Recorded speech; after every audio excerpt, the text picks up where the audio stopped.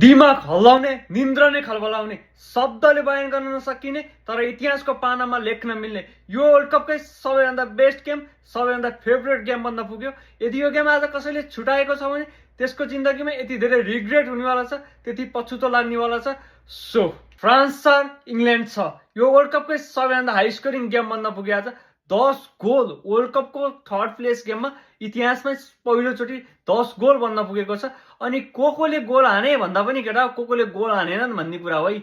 Bukayo साकाको पनि hat-trick आइसकेको छ, पहिलो वर्ल्ड कप ह्याट्रिक। अनि उता एम्बाप्पेको 2 गोलसँगै एम्बाप्पे वर्ल्ड कपमा सबैभन्दा धेरै गोल हान्ने खेलाडीको नाममा 1 नम्बरमा पुगेका छन् भने एम्बाप्पेको 22 गोल भयो केटा हो। भने मेस्सी दाजुको 21 गोल छ। यदि भोलि मेस्सी दाजुले गोल हानेनन् भने एम्बाप्पेले यो रेकर्ड आफ्नो नाममा लिएर जानेवाला छन् यो वर्ल्ड कपमा।